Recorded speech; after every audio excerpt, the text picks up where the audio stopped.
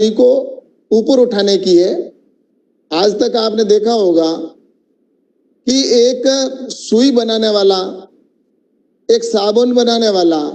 एक धागा बनाने वाला देश के किसी भी कोने के अंदर जाकर बेच सकता है।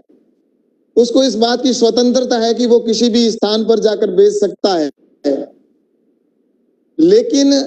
मेरे देश का अन्नदाता, मेरे देश का किसान, धरती पुत्र रात दिन मेहनत करता है, तपस्या करता है,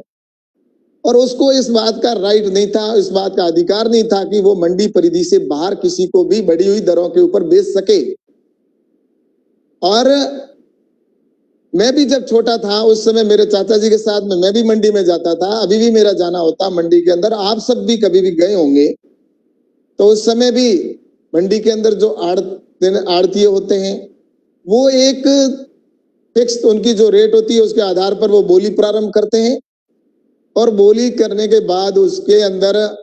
जो बोली लगाते हैं उसमें मैं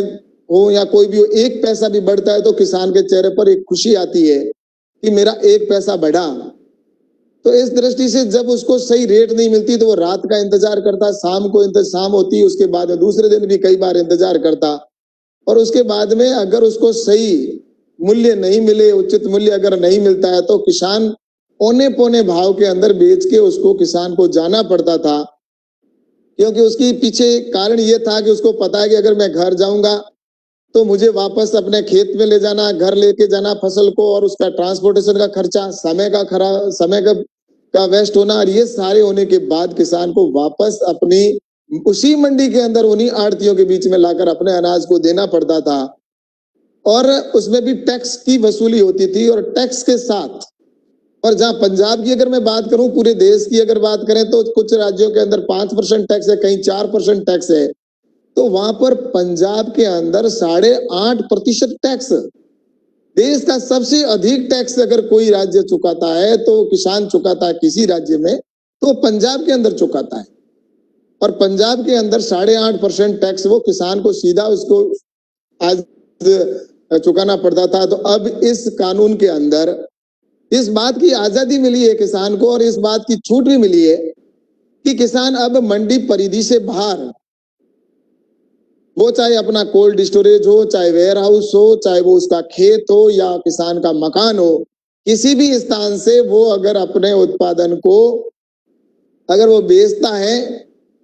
तो उसको बेचने की आजादी है, और किसी प्रकार का उसको टैक्स नहीं चुकाना पड़ेगा।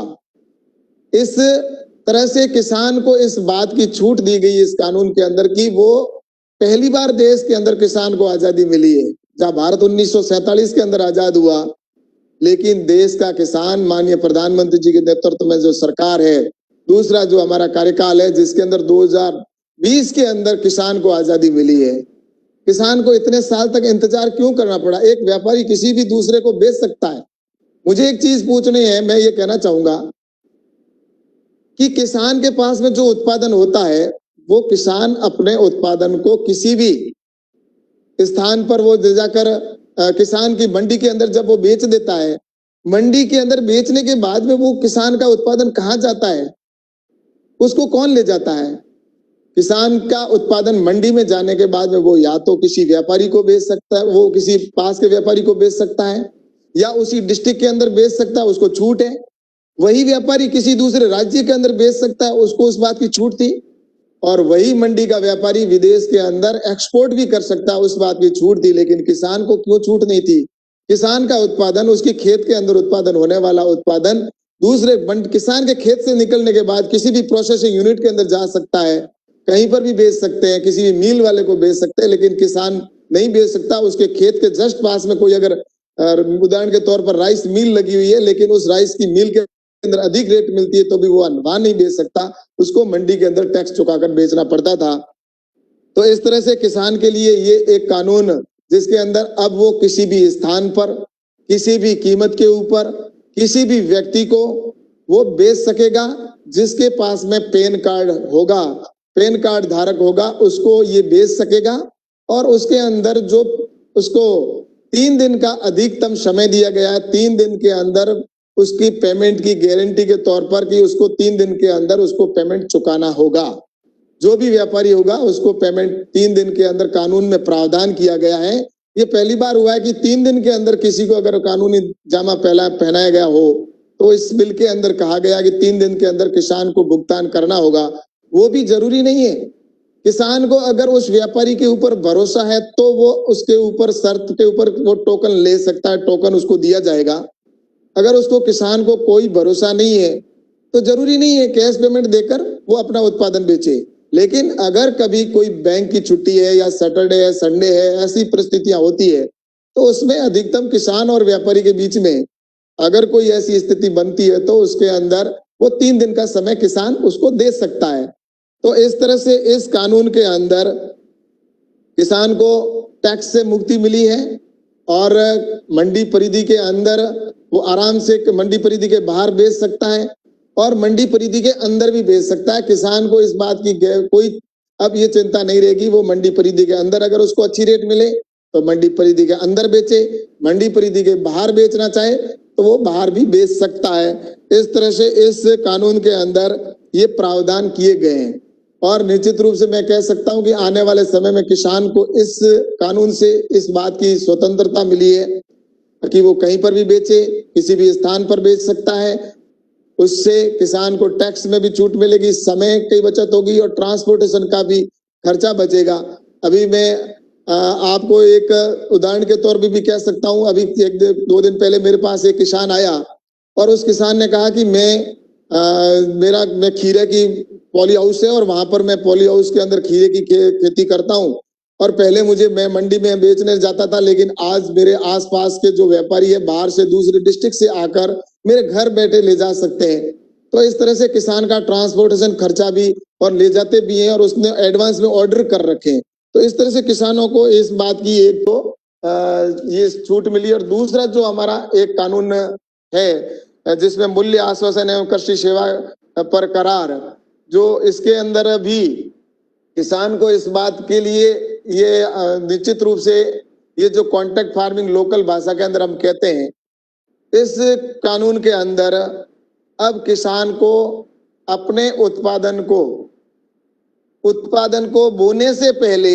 अपनी फसल की कीमत का आश्वासन मिल जाएगा कि मेरी फसल किस रेट के अंदर बिकेगी। क्योंकि फसल जब बोई जाती है उस समय हम देखते हैं कई बार कि जब हम फसल को बोते हैं उस समय कोई रेट होती है, जैसे आलू हो गया, प्याज हो गया, टमाटर हो गया, कुछ भी अगर फल है, सब्जी है, तो उसकी हम देखते हैं कि जब फसल बोई जाती है उस समय रेट कम होती है और बोते हैं उस समय अधिक होती है, लेकिन जब फसल कटती है उस समय रेट कम हो जाती है। कई बार हम देखते हैं कि प्याज है उसको या आलू को, टमाटर को जो किसान जब फसल कटती है उस समय औने पौने भाव के अंदर 1-2 रुपए किलो के अंदर बेच के जाना पड़ता है।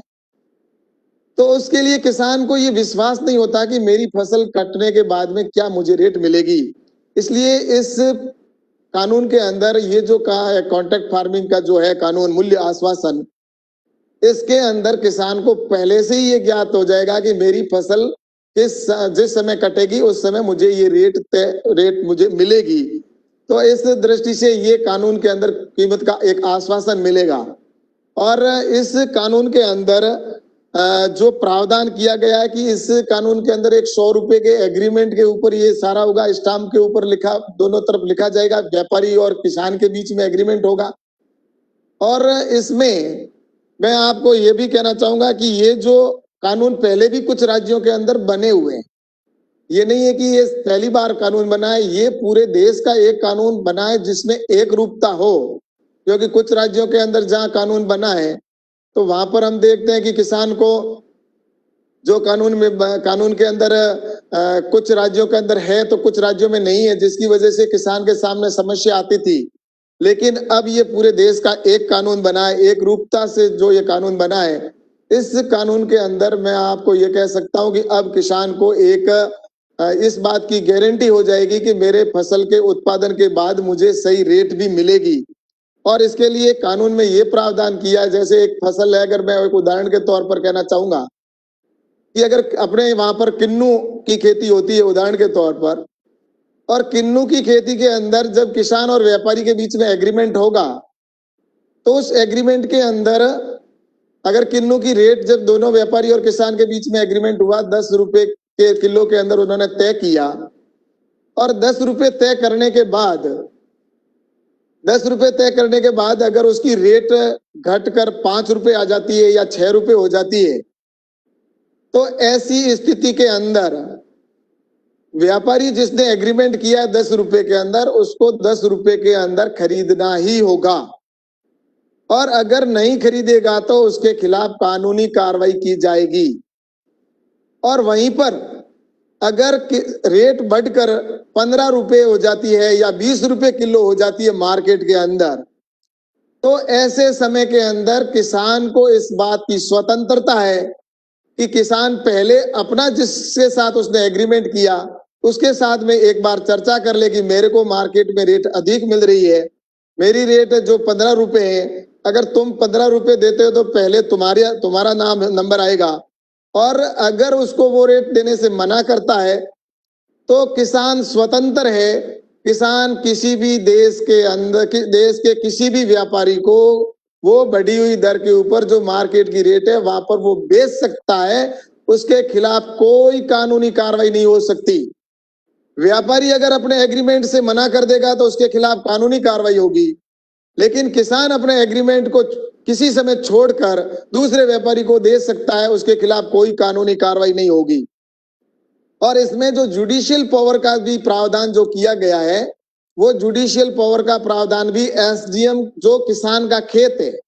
उसको एसडीएम कार्यालय को माना गया है, और उस खेत के अंदर जो जहां पर उसका खेत है उसी जगह का एसडीएम कार्यालय होगा, वहां पर उसको जुडिशियल 30 दिन के अंदर एसडीएम को अपनी उसकी जो अगर कोई एग्रीमेंट से व्यापारी मना करता है तो किसान एसडीएम के पास जाएगा और वहां पर अपनी बात रखेगा, तो वहां पर एसडीएम को 30 दिन के अंदर फैसला सुनाने का इस कानून में प्रावधान किया है। और 30 दिन के अंदर फैसले से पहले एसडीएम एक बोर्ड का गठन करेगा, और वो बोर्ड जो होगा वो 2 व्यक्ति होंगे व्यापारी के और 2 होंगे किसान के मेंबर होंगे, जिसको अपन लोकल भाषा में ये कह सकते हैं कि पंच। उनका एक बोर्ड गठन होगा और उनको कहेंगे कि तुम 5 दिन के अंदर या 10 दिन के अंदर आपस में बातचीत करके एग्रीमेंट के ऊपर जो बात है इनकी दोनों के बीच में सुलह करवा लो, और उनके बीच में अगर सुलह हो जाती है तो ठीक है, और अगर सुलह नहीं होती है तो ऐसी स्थिति के अंदर एसडीएम के पास में वो जब मुकदमा दायर होगा तो एसडीएम 30 दिन के अंदर फैसला सुनाएगा, और उसकी अपील जो होगी आगे कलेक्टर के पास में जाएगी, और कलेक्टर के पास में भी 30 दिन का प्रावधान रखा गया है। तो इस तरह से किसान को इस बात की गारंटी हो जाएगी कि 30 दिन के अंदर उसका फैसला सुनाया जाएगा, और उसमें भी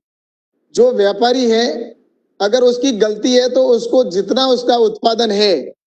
अगर उसका उत्पादन मान लो 5 करोड़ का उत्पादन 5 लाख का उत्पादन है तो उसका 150% तक पेनल्टी लग सकती है। 150% यानी कि 12.5 लाख रुपए उसके ऊपर पेनल्टी लग सकती है, और उसके बाद में भी वो अगर आनाकानी करे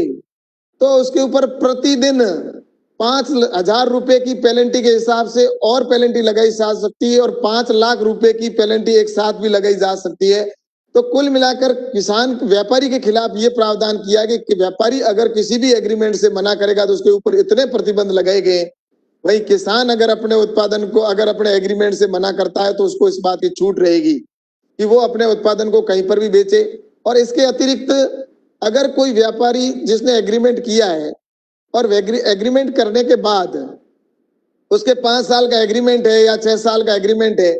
5 साल के एग्रीमेंट के बाद में अगर उसके व्यापारी ने अपने वहां पर कोई इंफ्रास्ट्रक्चर खड़ा किया है, अगर कोई मकान बनाया है या उसने कोई कोल्ड स्टोरेज बनाया है, कोई वेयर हाउस बनाया है या किसी के रहने के लिए रूम बनाया है, तो वो भी इसके अंदर ये प्रावधान किया गया है कि वो या तो उसको तोड़ के लेके जाए जो भी बिल्डिंग है या उसने बनाया है, या उसको छोड़ के जाए। किसान के ऊपर ये लाइबिलिटी नहीं है कि वो उसको 10% दे, 20%, 50% देने का कोई प्रावधान नहीं रहेगा। इसमें किसान जो व्यापारी है वो उसको वहीं पर छोड़ के जाएगा, वो संपत्ति किसान की हो जाएगी। इस प्रावधान के अंदर ये किया गया है। वहीं पर एक चीज ये कहने को आई है, विपक्ष के लोग हैं जो इस बात को कहते हैं कि अंबानी आ जाएगा, अडानी आ जाएंगे, बड़े बड़े कॉरपोरेट जगत के लोग आएंगे, किसान की जमीन को हथिया लेंगे।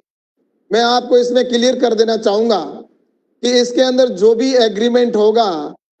वो एग्रीमेंट सिर्फ और सिर्फ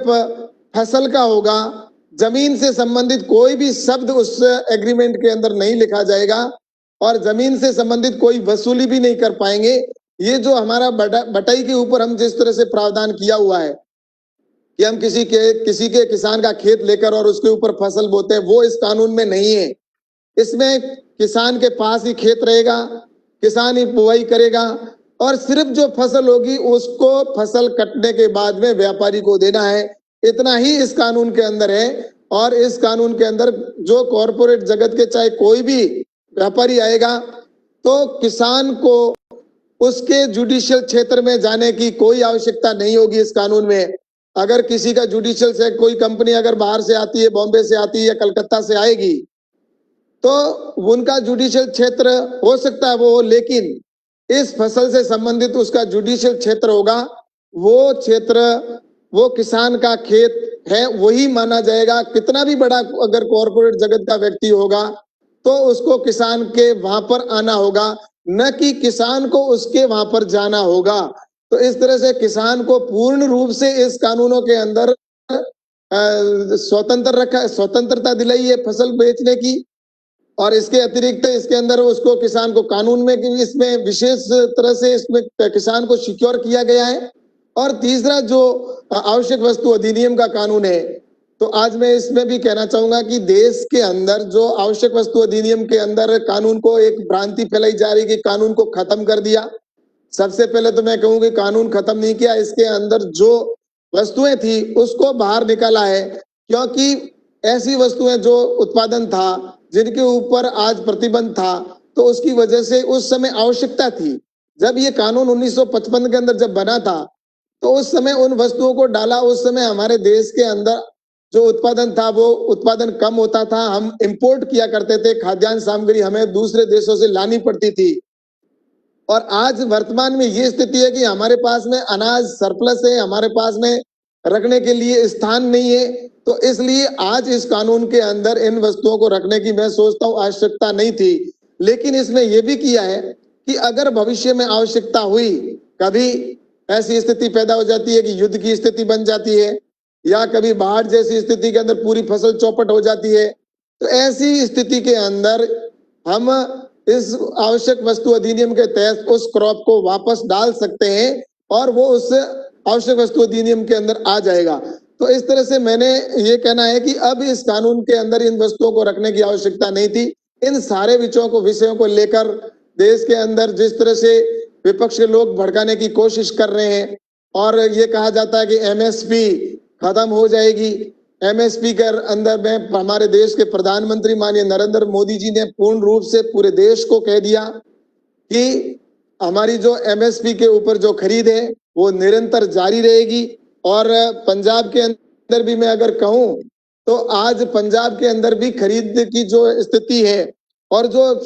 जिस तरह से स्थिति है, तो वो भी पूरे देश के अंदर भी मैं अगर कहूं तो 2000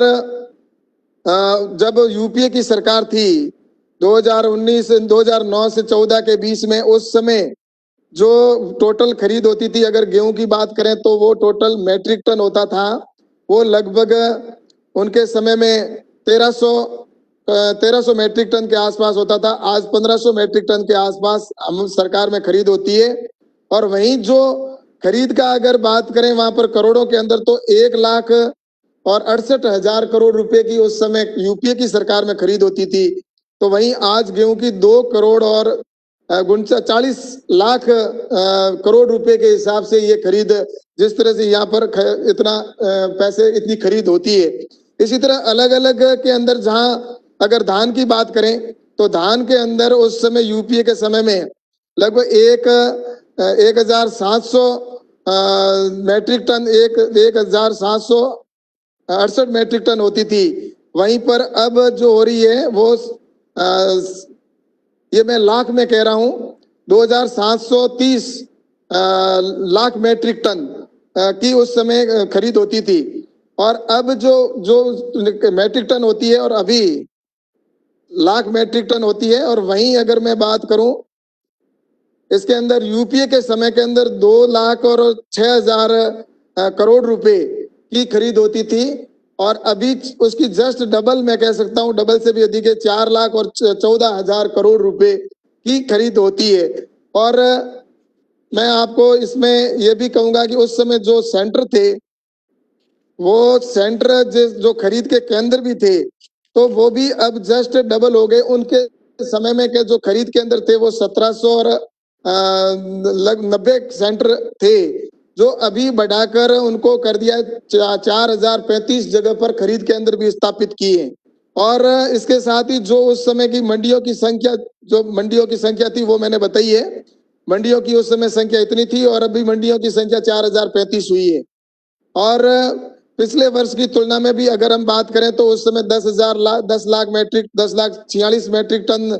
का हमारा जो धान की खरीद होती थी, और इस वर्ष जो खरीद की गई है वो भी 29.88 लाख टन की खरीद की गई है। तो मैं ये बताऊं कि आज देश के अंदर जो अगर जैसा कि यहाँ पर ये भी खरीद के अंदर भी आज हमारे देश के अंदर यूपी की सरकार से हमने जो खरीद की है वो भी अधिक की है। और कुल मिलाकर मेरा ये कहना है कि आज ये जो आने वाले समय के अंदर किसान को आत्मनिर्भर बनाने के लिए जो एफपीओ के निर्माण होगा, फार्मर प्रोड्यूसर ऑर्गेनाइजेशन का गठन होगा, किसान समूह बनेंगे, तो आज इस कानून के अंदर अगर किसान को अगर स्टॉक नहीं कर पाएगा, ये तीनों कानून एक दूसरे के साथ में जुड़े हुए हैं। इन तीनों कानूनों का एक दूसरे के साथ में इस तरह से जुड़े हुए हैं कि अगर एफपीओ का हम निर्माण करना चाहते हैं, किसान को आत्मनिर्भर बनाना चाहते हैं, हमारी जो योजना है उन योजनाओं को किसान तक पहुंचाना है, तो किसान को अपनी इसके अंदर आजादी देना जरूरी था। और इसीलिए आज अगर एफपीओ के अंदर आज के कानून के अनुसार अगर कोई किसान का समूह होगा, वो अपनी अगर राइस की मिल लगाना चाहता है, तो पहले तो अपने राइस को मंडी के अंदर ले जाकर बेचे, फिर उसके बाद में जो एफपीओ में राइस की मिल बनी है वहां पर वो अपने मंडी का टैक्स चुकाकर फिर वहां पर लेके आए, फिर प्रोसेसिंग करे और फिर बेचे। तो किसान को हम कब तक बांध के रखेंगे? तो इसलिए इन तीनों कानूनों के अंदर जो प्रावधान किया गया है, ये 10,000 एफपीओ और जो आत्मनिर्भर भारत का पैकेज की घोषणा की है, जिसके अंदर आत्मनिर्भर भारत पैकेज के अंदर जो योजना है उसके अंदर भी 3 करोड़ रुपए तक का अगर कोई प्रोसेसिंग यूनिट भी लगाता है किसान, तो उसके लिए भी 3% कम ब्याज की छूट है, 3% ब्याज की छूट रखी गई है। और बिना मॉर्गेज के पैसा दिया जाएगा, कोई किसी प्रकार का डॉक्यूमेंट्स जमा करवाने की, किसान को गिरवी रखने के कागज की जरूरत नहीं होगी। तो इस तरह से 3 करोड़ रुपए की किसान इंडिविजुअल प्रोसेसिंग यूनिट लगा सकता है। अपने एफपीओ के माध्यम से वो किसान समूह बनाकर अपनी प्रोसेसिंग यूनिट लगाकर और अपनी खुद की प्रोजेक्ट बनाकर और एक्सपोर्ट करेगा, तब किसान की इनकम बढ़ेगी। तो इसलिए जब ये 60 साल तक जो हुआ, और इसमें भी अब जिस तरह से ये चाहे विरोध करने वाले यूपीए की जो सरकार है, यूपीए के लोग हैं जो जिनकी पहले सरकार रही है, उन लोगों ने भी अपने चुनावी घोषणा पत्र के अंदर ये कहा था कि हम सरकार में आए तो ये कानून को लाएंगे तीनों को, लेकिन उन्होंने इस कानून के अंदर उसको थूक के चाटने वाली बात अगर कहूं मैं, तो कोई अतिशयोक्ति नहीं है कि उन्होंने इसी बात की कही थी कि हम कानून में आएंगे तो लेकर इस कानून को आएंगे, लेकिन उन्होंने आज जिस तरह से वो विरोध कर रहे हैं, और जो हमने वादे किए वो हमने पूरे किए। हमारे घोषणा पत्र के अंदर था कि अगर हम सरकार में आए तो हम कानून ये लाएंगे और किसान के हित में कानून बनाएंगे, और उस कानूनों को बनाया। और हमने जब कानून के अंदर हमने कहा था, हमने घोषणा पत्र में कहा था कि अगर हम सत्ता में आए तो हम आने पर धारा 370 हटाएंगे, तो धारा 370 हटाई। हमने कहा था कि हम सीए का कानून को लाएंगे, तो हमने सीए का कानून को लाया। हमने अपने घोषणा पत्र के अंदर कहा था 3 तलाक को लाएंगे हटाएंगे, तो 3 तलाक को हटाया। और अगर हमने कहा था कि भगवान श्री राम का मंदिर बनाएंगे, चुनावी घोषणा पत्र में था, तो उसको काम को हमने किया। और आज कांग्रेस का काम एक ही रह गया है पूरे देश के अंदर, विपक्ष का, कि कोई भी अगर ऐसा देश के हित का निर्णय हो तो उसका विरोध करना, चाहे वो सीए का कानून हो, चाहे धारा 370 हो, चाहे 3 तलाक हो, चाहे भगवान श्री राम का मंदिर का हो, चाहे हमारे इन तीनों कानून जो किसान के आत्मनिर्भर बनाने वाले हैं, इनका विरोध करना इनकी आदत में आ चुका है। लेकिन देश का किसान आज समझ चुका है, पूरे देश के अंदर किसान है वो प्रधानमंत्री माननीय नरेंद्र मोदी जी के नेतृत्व के अंदर जो काम हो रहे हैं, प्रधानमंत्री जी कभी किसान के ऐसा निर्णय नहीं ले सकते कि किसान का हित का नहीं हो, क्योंकि आपने देखा होगा कि आज किसान के लिए सम्मान निधि पहली बार योजना प्रारंभ की, आज किसान को डायरेक्ट बेनिफिट प्रारंभ हुआ है। किसान के लिए हर दृष्टि से अगर कहें तो आज किसान रेल प्रारंभ करना हो, किसान रेल प्रारंभ हुई है। कोविड के समय में लॉकडाउन था पूरे देश के अंदर, लेकिन देश के अंदर लॉकडाउन होते हुए भी किसान ने सबसे ज्यादा, किसान को उस लॉकडाउन के दौरान भी ये रखा गया कि किसान अपने उत्पादन को मंडी खेत के अंदर उसकी फसल थी, छूट दी, मजदूरों की फसल समय पर काटे, बाहर से उत्पादन अगर कोई मशीनरीज आती है तो उसको आने की छूट रखी गई कि कहीं पर भी किसी भी राज्य के अंदर कोई भी काटने वाली मशीन ले जा सकते हैं, ला सकते हैं। किसान का उत्पादन किसी मंडी में जा सकता है, बेच सकता है, मंडियों को खुला रखा गया और इस तरह से ट्रांसपोर्टेशन के अंदर पूरे एक सिस्टम पूरे के किसान का उत्पादन सही समय पर कटा और मुझे बताते हुए प्रसन्नता है कि किसानों का उत्पादन पिछले साल की बनिस्बत इस बार 44% अधिक फसल हुई, जिसकी वजह से किसान के लॉकडाउन का भी उनके ऊपर प्रभाव नहीं पड़ा और उस बीच में सम्मान निधि के तौर पर भी 2 बार किस्त पहुंचाने का प्रधानमंत्री जी ने काम किया। तो जो प्रधानमंत्री जी देश के किसान के लिए इतना कर रहे हैं, तो मैं सोचता हूं कि ये आने वाले समय में निश्चित रूप से किसान के लिए तीनों बिल एक वरदानकारी साबित होंगे और किसान का जीवन बेहतर होगा और किसान आजाद होगा और किसान आत्मनिर्भर बनेगा और किसान आत्मनिर्भर बनेगा तभी हमारा देश आत्मनिर्भर होगा। इस दृष्टि से ये तीनों कानूनों का आज पूरे देश के अंदर स्वागत हो रहा है। निश्चित रूप से मैं किसान भाइयों से भी कहूंगा कि इनके बहकावे में न आकर सिर्फ अपने ऐसे देश के अंदर जैसा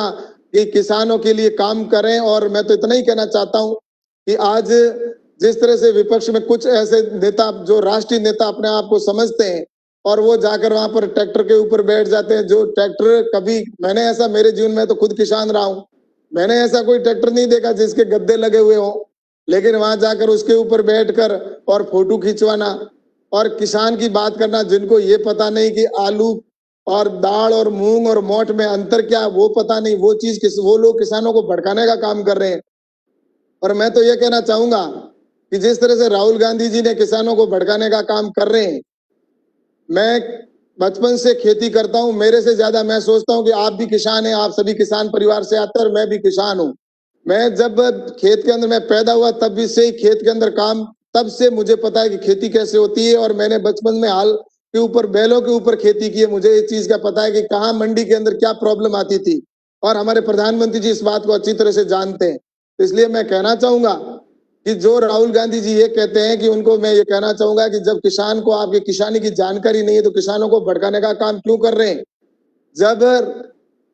राहुल गांधी जी पानी को पापा कहते थे उस समय मैं खेती करता था, इसलिए मुझे पता है कि खेती क्या होती है और किसान का दर्द क्या है। इसलिए हमारे देश के प्रधानमंत्री जी ने किसानों से सबसे राय लेकर ये सारी समस्याएं थी, उन समस्याओं को समाधान करके और तीनों महत्वपूर्ण बिलों को लाए और आने वाले समय में किसान आत्मनिर्भर बनेगा और निश्चित रूप से देश का किसान आगे बढ़ेगा। इतनी बात मुझे कहनी थी। और कोई इन बिलों से संबंधित कोई विषय हो तो आप मुझे पूछ सकते हैं। आपको बहुत बहुत धन्यवाद।